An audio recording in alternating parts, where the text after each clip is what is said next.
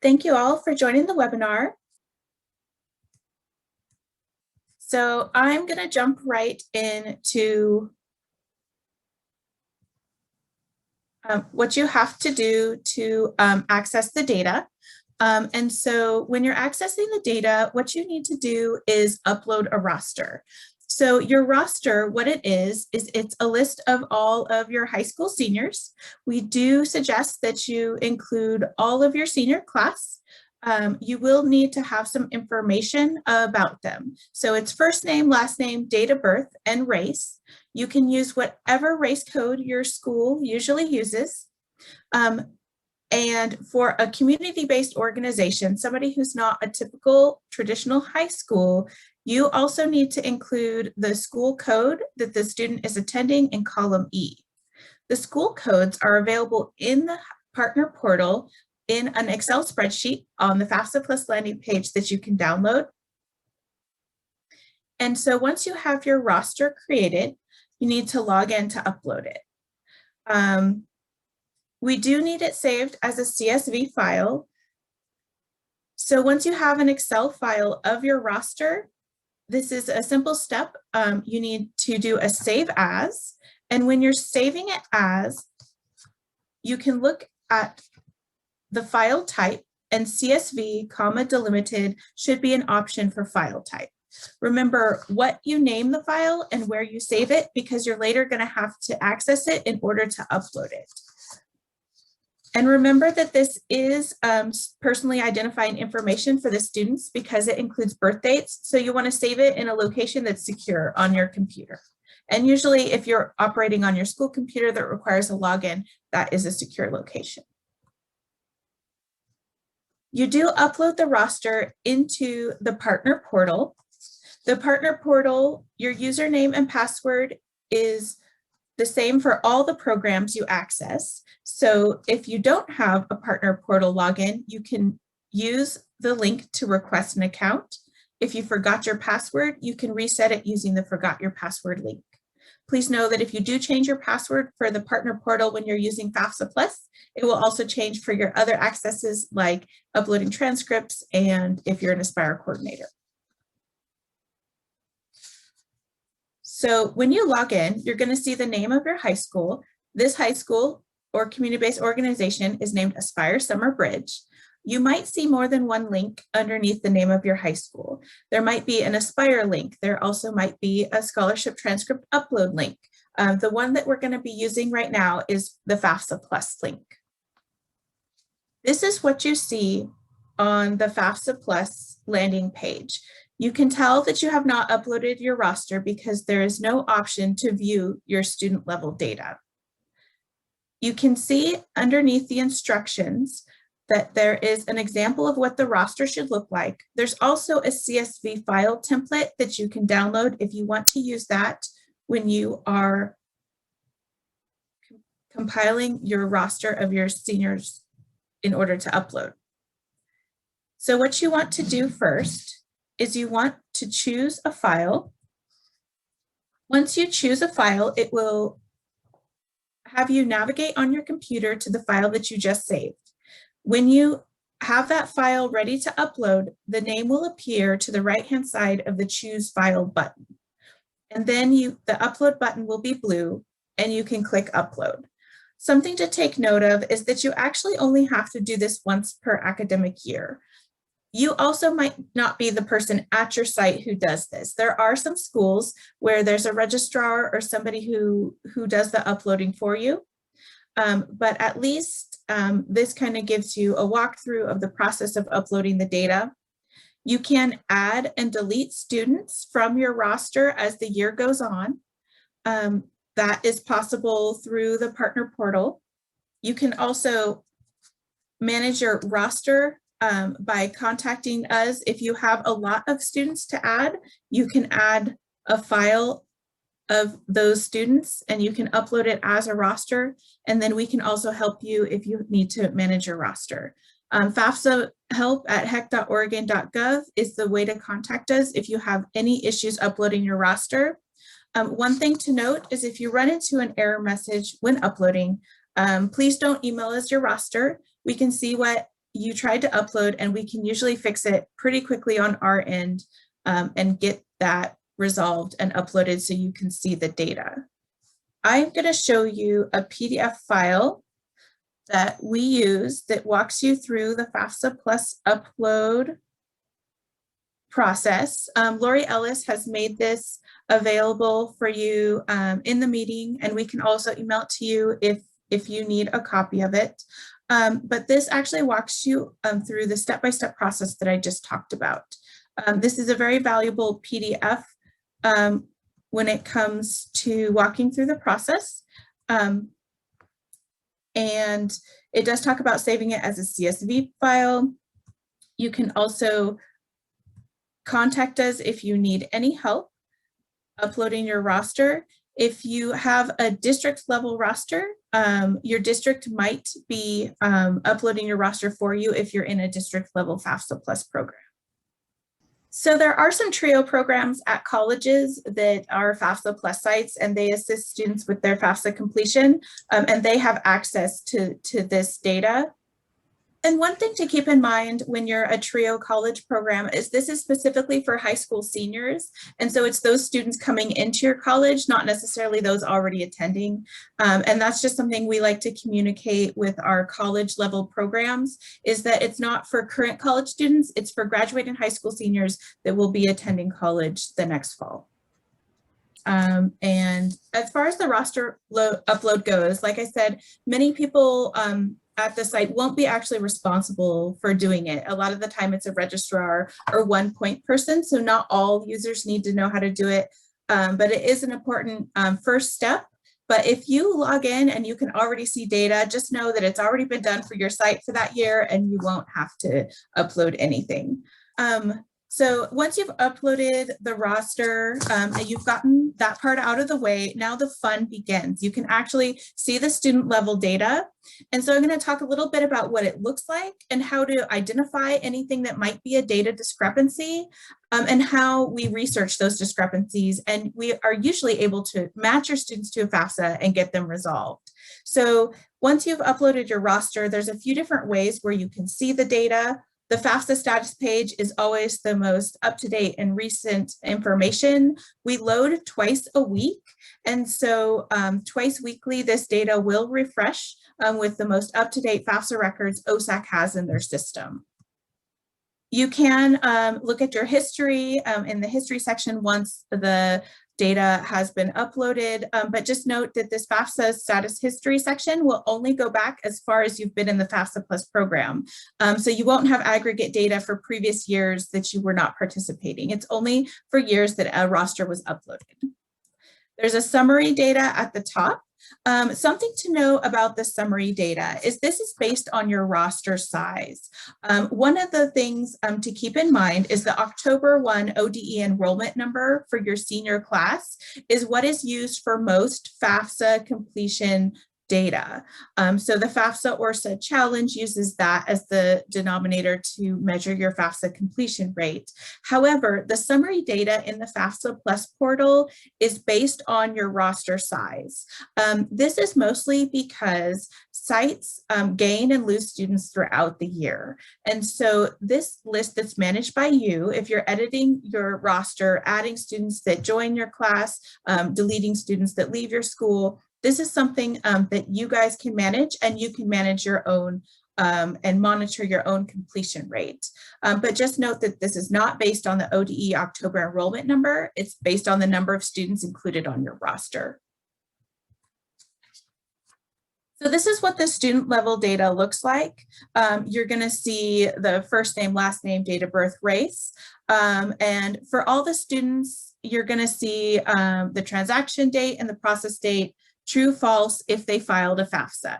If they haven't filed a FAFSA, or if they filed a FAFSA and have not matched properly in the system, there will be a blank space to the right-hand side of their information.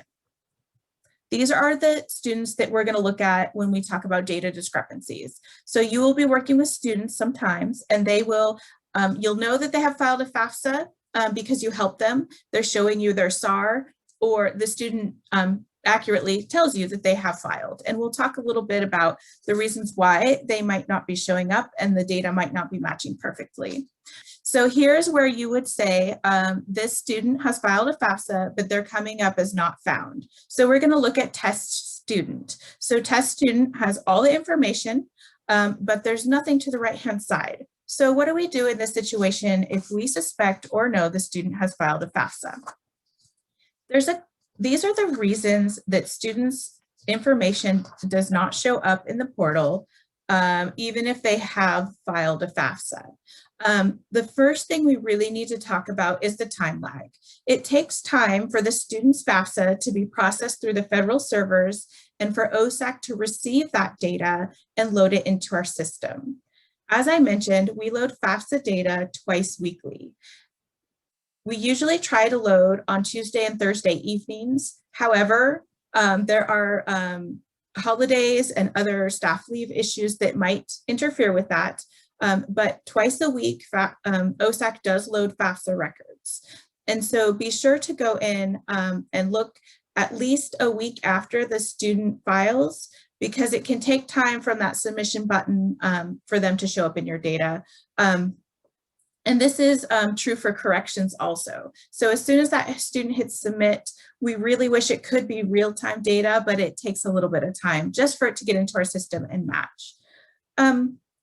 The second most common reason for a student not showing up is there's a slightly different name on your roster than they have on their FAFSA, or the date of birth is slightly off. This happens a lot. We know that students register under preferred names. It's not always their name as it appears on their Social Security card, like it should be for the FAFSA. And we can actually research these students and get them to show up in your list fairly easy.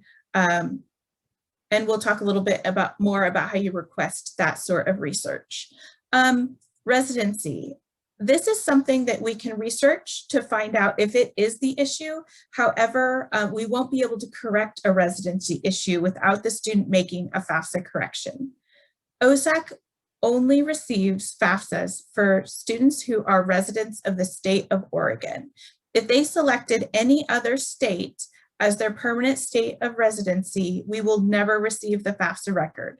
Their colleges will receive the FAFSA record regardless of their state of residency, but it will be that other state that receives the record instead of Oregon. And so what we want to do is make sure that students have this answered correctly. There's actually two spots on the FAFSA where they enter their state of residency. One is when they enter their address. And then the second time is like 2 questions after, where it asks you your legal state of residency. Sometimes these are different, especially for students of military families who might be stationed outside of their state and have a physical address that is not in their state, but they are actually residents of Oregon. So you might find this every once in a while, that their state of residency doesn't match their address. However, most of your students will need to put state Oregon as their state of residency. The high school code is another thing that keeps them from getting matched in your data. When the students complete the FAFSA, the high school is not a required question. And so a lot of students will skip that question, and so we won't have that piece of data to match them to. Other times, instead of using the drop-down menu to select your high school, they will type in the information. And sometimes there are variations of a high school's name that the students will use, abbreviations and things of that nature. They might just put HS instead of high school. And if that's the case, it won't automatically match to your high school data. And so we can easily reconcile these. And so that's not a very big issue. There's no corrections that the student has to make. We can match these on the back end. Another huge thing that we run into is that student filed the wrong year FAFSA. Many students need to complete the next year's FAFSA in order to receive aid. So the FAFSA that we're matching to is the FAFSA for the year that they're going to be attending college and receiving financial aid. So for example, the students who are graduating this June will start college next fall should be completing the 2021-22 FAFSA. It's not always the same as the academic year, and there's always more than one FAFSA open. And so if we suspect the student has filed a FAFSA, I can go in and see that they filed the incorrect year and get them matched and make sure that once they fill out the correct year FAFSA, we can match them in your data. This is a very common occurrence, and it's actually really easy to do because of the way there's more than one application open each year. So what do we do if we have a student in this situation, if we know that there's a discrepancy of this kind? The time lag we cannot solve. We have to just kind of be patient and wait and give it 1 to 2 weeks after the student has submitted for the data to be matched. The student name or date of birth can be researched. The residency issue has to be corrected through a correction on the FAFSA. The high school code, we can research and correct here at OSAC. The wrong year FAFSA, we can research and inform, and then the student would have to take action and complete the correct year FAFSA. So how do we find out, how do you inform us or ask us to perform this research? It's as simple as sending us an email. So we have an email, fafsaplus@hec.oregon.gov, that goes to our team of experts. The only thing we need in that email is the first and last name of the students and the site that you're from. We have all the other information available, and we don't want you to send personally identifying information through email. So be sure that when you request our data research, you're only sending first and last name of the students that you want us to take a look at. We're typically pretty quick on turning around these requests.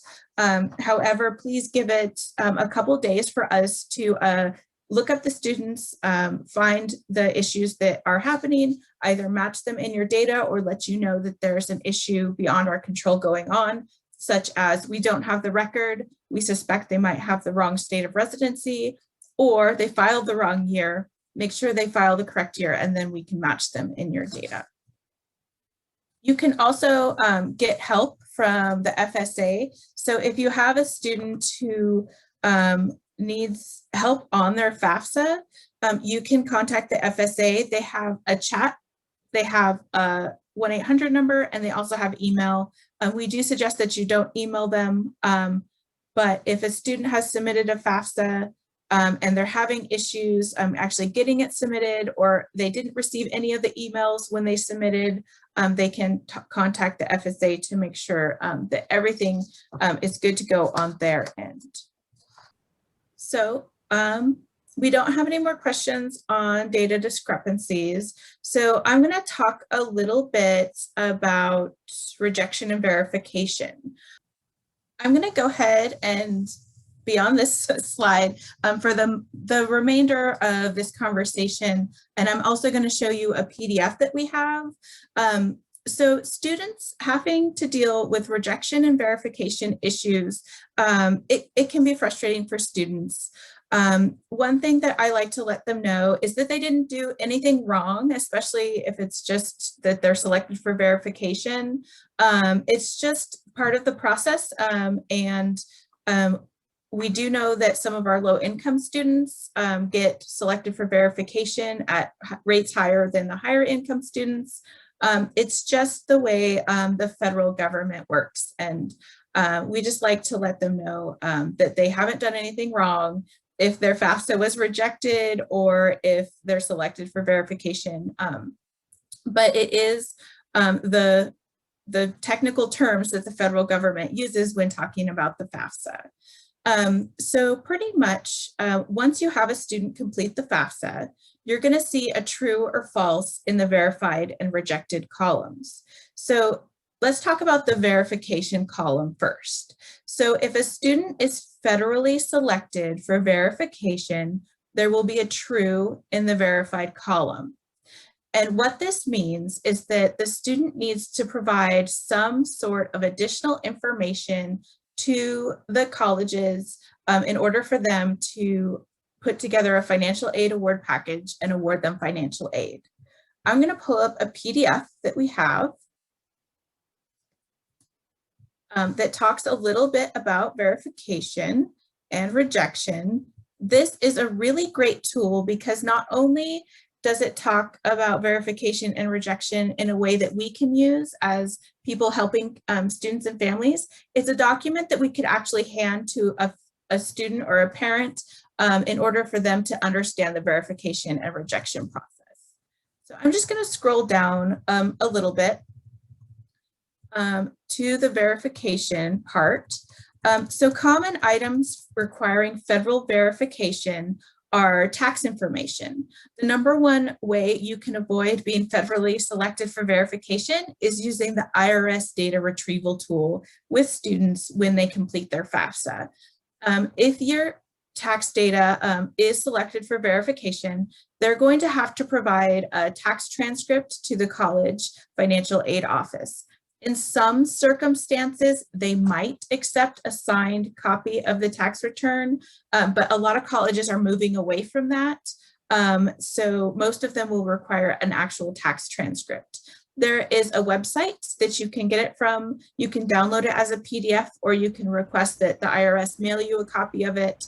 But if your students cannot use the IRS data retrieval tool, it might be a good idea to just help them get that transcript right away so they have a copy of it to send if they are federally selected for tax data FAFSA verification.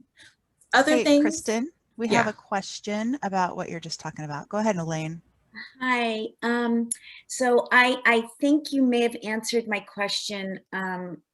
And so I think I must be misinformed, but I thought about a year or so ago, I had read something that the Department of Education was telling colleges that they no longer were to request the tax transcripts and that they could simply ask for copies of people's tax forms, like their 1040s. So I must be wrong about that, correct? So you're not wrong about that, especially with a couple years ago timing.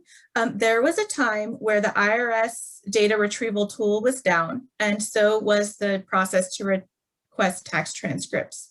It was a time where the federal government was experiencing technical issues with their systems. And so instead of making that a barrier for students, they put out what we call these Dear Colleague letters. And so the Dear Colleague letters provide financial aid professionals with information about how to navigate the federal regulations. And during that time, they said that colleges needed to accept the signed tax transcripts or the signed tax document as opposed to requiring the transcript because it was their system that was down and was broken. The best thing to tell students in this situation is to ask the college what they want. The college financial aid office will have specific requirements for which document they will accept. However, the tax transcript is kind of the one that's generally accepted and always acceptable. The signed copy of the tax return may not be accepted at this point. So always refer to the financial aid office for that, and know that it is like a federally regulated system, so that they do change requirements from time to time. But the transcript will always be accepted. Okay, thank you. That was such a perfect explanation. I appreciate it. Oh yeah, you're welcome. Another thing that colleges might ask about is the household size or number of people in the household. Usually that's a special form that the college will provide that the students fill out. Proof of high school completion. Some colleges want to see your high school transcript to know that you graduated. Sometimes there's like identity issues. They just want to see your driver's license. There's a statement of education. This isn't one that's very common, but sometimes colleges do ask you to provide that document, but there will be specific instructions and a document provided from the college in order for you to get them the information they need. And so just know that we are going to have to help students through these steps if they're federally selected for verification. The financial aid office will be the one that reaches out and tells the students what they need to provide. And so the student will be always federally selected for verification. This is another thing. If there's a true in the verified column, it will remain a true in the verified column, even after they complete the process with the financial aid office. Because if they transfer school, they will have to go through the verification process again. So once they're federally selected, they're always federally selected. When there's a false in the verification column, it means that they have not been federally selected for verification. It means the federal government is not requiring any information on the FAFSA to be verified. However, some colleges will select students for verification on the college level. And so if they have a false in the verification column, they're not completely out of the woods. They may need to provide more documentation to the financial aid office. And so it's just a good topic to talk to your students about what verification means, what it doesn't mean. It doesn't mean they did anything wrong. It just means that they need to provide some additional information. And so it's important to kind of prepare your students for that. Another thing, if students are going through the verification process, make sure that they keep the document, a copy of the documents they're providing. That way, if they go to another school and need to provide another tax transcript, they have it ready to go. And so verification, it's not the simplest thing to help students through. However, the students will be able to reach out to the financial aid offices and find out what needs to be provided. Usually financial aid offices will start communicating with students through their college email. If they've enrolled in class and they've started the registration process for that college, then it will be their student email that they communicate through them with. So Kristen, a comment from Elaine. So Kristen can't see the chat. That's why I'm reading them to her. Sorry. No, it's great. She says, one thing I love about FAFSA Plus is that we can get going on the verification process early. She has the students request tax transcripts right away, so they have them when the time comes that the college asks for it. Yay, FAFSA Plus. That's awesome, Elaine. Thank you. That might even be a good quote that we could use sometime. I'll reach out, Elaine, after the webinar. And that's definitely perfect. I mean, if they're not using the IRS data retrieval tool, they're definitely, probably, most likely going to be selected for verification. And so it's just good to have that on hand. That's a great best practice. So I'm going to talk a little bit about rejection. I know we're running about 10 minutes ahead on the webinar, so that's good. So I'm going to talk about rejection. And again, that word is a very awful word, and the students aren't rejects. There's nothing wrong that they did personally. It means that there's something not quite right on the FAFSA that needs to make a correction. So any student with a true in the rejected column has at least one thing they need to fix on their FAFSA. And so I'm actually going to pull up another PDF document. Excuse me while I switch screens. And I am going to go back up to the rejection section of this document. So there's several reasons why a student might have a rejection code on their FAFSA. And a student can have multiple rejection codes on their FAFSA at any given time. One of the most common things we see is a signature missing. So a missing signature is very easy to correct. All they need to do is go in and sign it or have their parents sign it. There are some students whose parents need to complete a paper signature page, and that will be for parents that don't have a social security number and they can't electronically create an FSA ID. Those students we usually see show up with a rejection for missing the parent signature. And then about a week later, once the federal government processes that paper signature page, they'll update the FAFSA and remove the rejection code, and everything will be good to go. And then I do want to let you know that unlike the verification column, the rejection column will change to false once everything's been corrected on the FAFSA that needs to be corrected. So if you see a true in the rejection column, it means that they need to go in and make corrections. And once you see that change from true to false, that means that they have made the corrections and their FAFSA is actually fully completed and there's no further action that they need to do. Another reason why we see FAFSAs being rejected is their name not matching as it appears on their Social Security card, the failure to sign. There are several reasons that the FAFSA can be rejected. And we see the first few codes, and sometimes I can help you out with that. But other times, what you really need to do is log in with your student and look at their student aid report. So you log in to their studentaid.gov account and look at their SAR. And so when you pull their SAR up, it's not really evident what they need to correct. However, if you scroll down about halfway, you will see in bold letters what you must do next. And I'm not lying to you. There's no like check boxes, 1, 2, 3, you need to do these things. And it's not red, it's still black, but it is bold. About halfway down the page, you're gonna see a what you must do next section for the student if they have rejections. And then it will tell you how to correct whatever information is causing those rejection codes.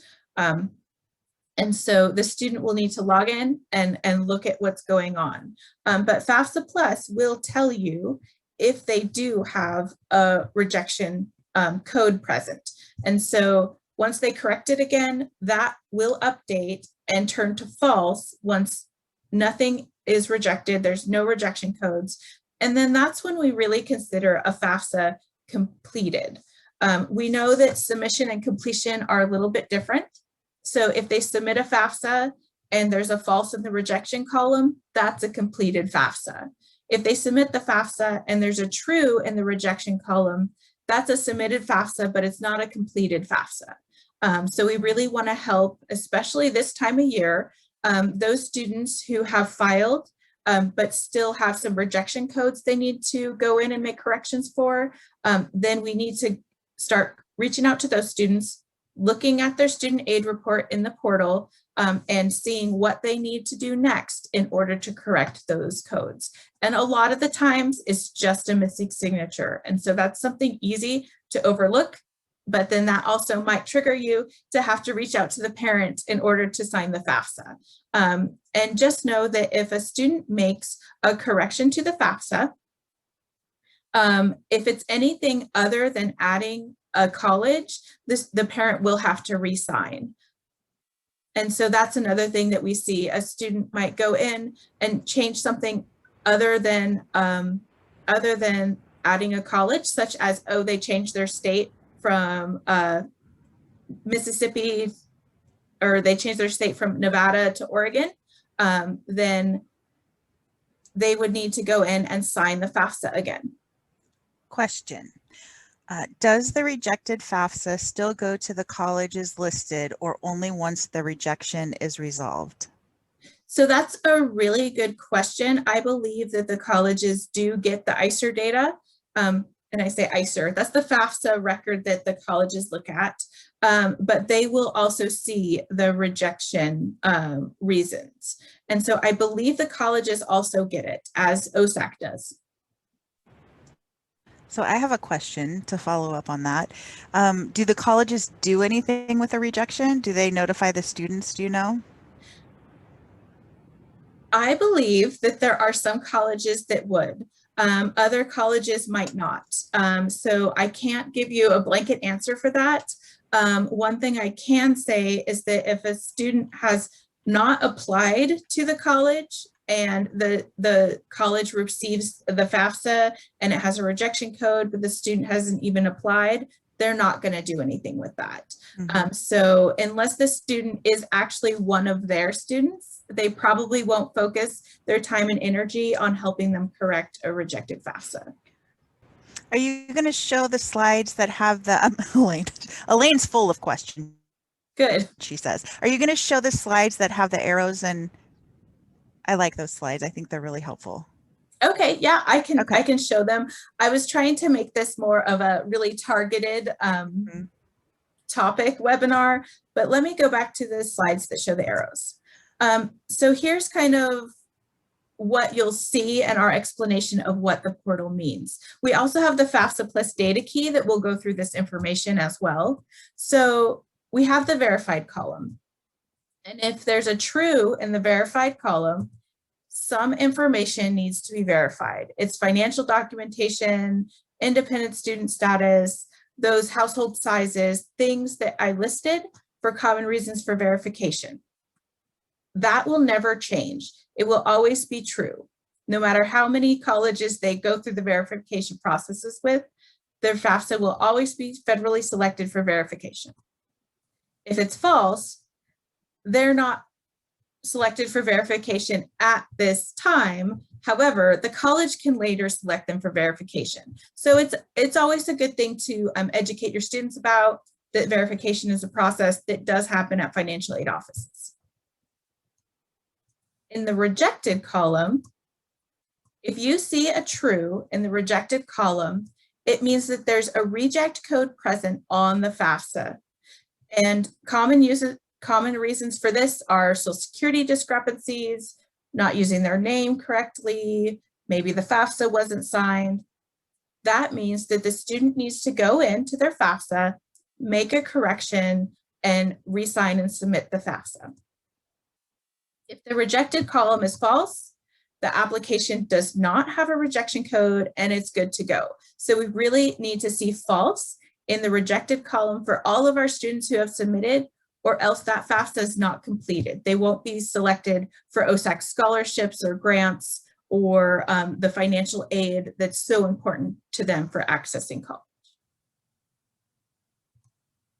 So this is just a recap of what I just said, but pretty much if they have anything true in either the verified or rejected column, it's a good time to reach out to the student to either educate them about the verification process or help them make that correction. I don't have anything else except for gratitude for all of you helping those students out there filing their FAFSAs and ORSAs. I really appreciate that. And do take a note, I just said ORSA, but ORSA data is not included in FAFSA Plus. However, I have a lot of gratitude for those of you helping students and families, and send them to our drop-in hours if they have an issue that they need to correct. So if they need help fixing one of those rejection codes, send them to FAFSA drop-in hours and we can assist with that.